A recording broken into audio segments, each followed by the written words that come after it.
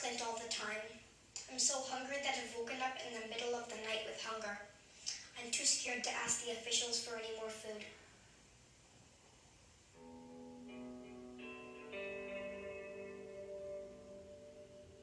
There isn't water or soap to wash our hands after we use the bathroom. We have to ask for toilet paper if we want any. My sister and I hold a blanket up for one another so no one can see us go to the bathroom. I am 5 years old. I am from Honduras. I am 7 years old. I am from El Salvador. I was born in El Salvador.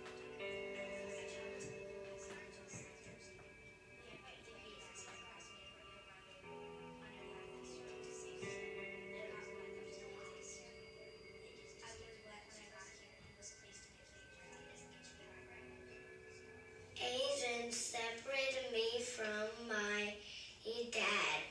I have not seen my father again. Perhaps you might already have a child. If not, fast forward 10 years from now when you might already have one. Picture his bright eyes and big smile. Now imagine the same child in a cage.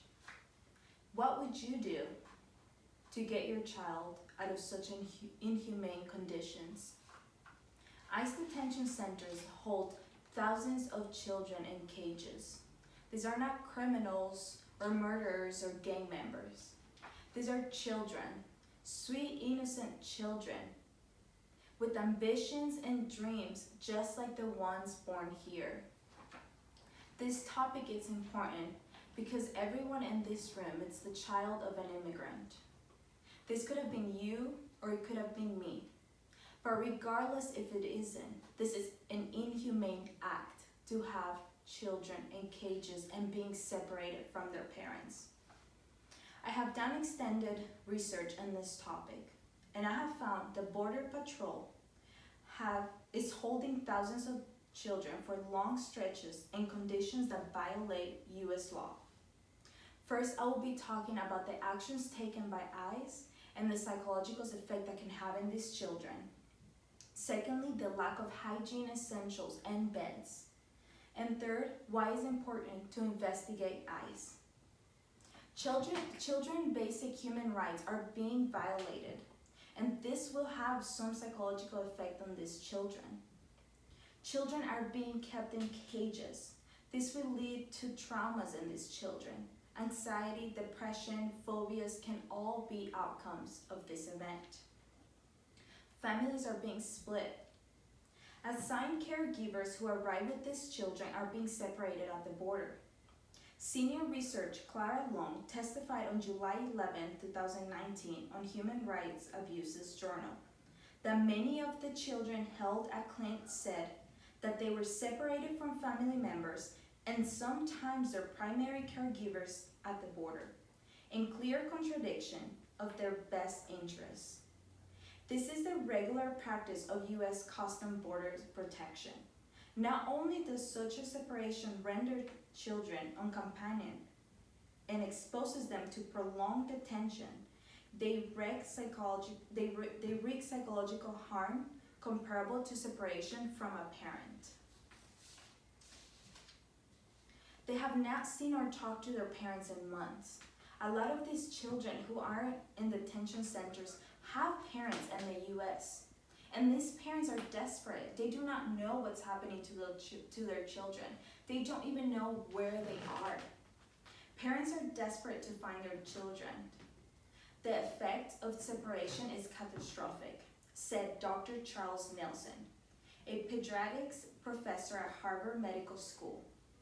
There is so much research on this that if people paid attention at all this science, they would never do this.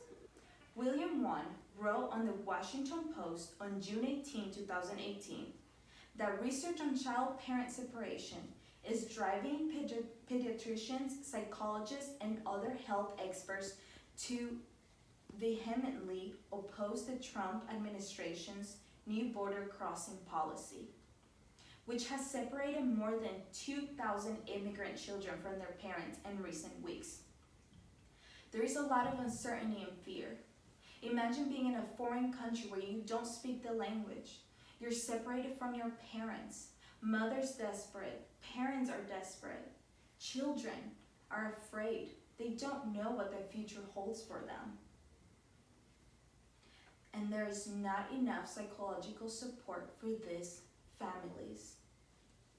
Not only are they experiencing psychological traumas, but they are also in filthy conditions. They are held in cages that are dirty, crowded.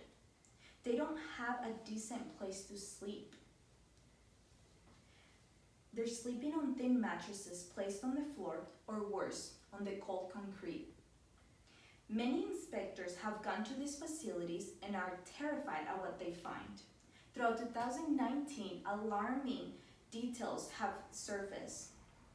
A January 2019 DHS Inspector General report on ICE detention contractors found serious deficiencies such as significant understaffing, failure to provide sufficient mental health observation, and inadequate monitoring of detainees with criminal history. The report also noted that inspectors general had no way of verifying if these issues were corrected. Extreme cold temperatures, lights on 24 hours a day are found at the CBP facility in Texas. Members of Congress who visited a Border Patrol facility in Clint, Texas, reported being told by detained women they were told to drink out of the toilet bowl because there is no running water. The cages are filthy. The ICE staff is not cleaning cages. People are forced to sit day and night in filth. There's no room to walk without stepping on others. How can we accept that kind of treatment? How can we tolerate innocent people being incarcerated like criminals? They cannot even go to sleep. Studies have found that detainees have lost their sense of night and day due to the cruel tactics of having white bright lights on 24/7. For children testimonies, there are guards that come around every 15 minutes yelling, "Get up." Children are not being able to play outside. Instead, they sit all day in their cells under bright white lights. Such a thing can cause sleep deprivation and lead to serious illness and mental health issues. Lastly, ICE needs to be investigated for these crimes and be punished. Records that shed light to these events need to be released. Several children have died after being taken into federal custody at the border in the past. According to journalist Maria Sacchetti, she stated on the Washington Post newspaper that a Guatemalan woman who alleges her daughter died of a viral lung infection after neglect and mistreatment in the U.S. immigration jail told a congressional panel Wednesday that she began medical staff for help only to watch the giggle child turn weak, feverish, and thin. There are many more of these stories. There are also over 1,000 of sexual complaints. Most complaints are against ICE workers. The FBI have to investigate 1,000 of complaints of sexual assault to women and children happening at these centers. These children do not have a voice. We have to raise our voices and speak up for them. They're currently being sexually abused and mentally. ICE is also spraying detainees with chemicals like HDQ neutral. Journalist Canela Lopez stated on an article published on Insider on June 6, 2020, that a detainee called the hotline to complain that they are being sprayed with HDQ. He was able to read it from the label. Such a chemical causes bleeding and pain. No human being should be sprayed while incarcerated in a crowded cage with chemicals. That is just plain inhumane. Overall, how can we sit and allow children, innocent men and women, to spend day and night in crowded cages like animals? Or worse, families being separated, children getting lost, sexual abuse, and not enough psychological support. Again, the actions taken by ICE The lack of hygiene essentials will have terrible impact on all these children. Therefore, ICE should be investigated, punished, and improved. We should demand a change, and we should demand humane conditions for these immigrants. Border Patrol holding thousands of children for long stretches in conditions that violate U.S. law should not be allowed, shouldn't be happening. Immigrants flee their countries, come here chasing a better life, chasing the American dreams. For them to risk their life for the small possibility of a better one here should tell you how bad it is back in their home countries. Yet, ironically, they come here looking for a better life, and sometimes that's not what they find. So again, I ask you, what would you do if that was your child? For more information on this subject or to donate, please visit raicestexas.org. Thank you for your time.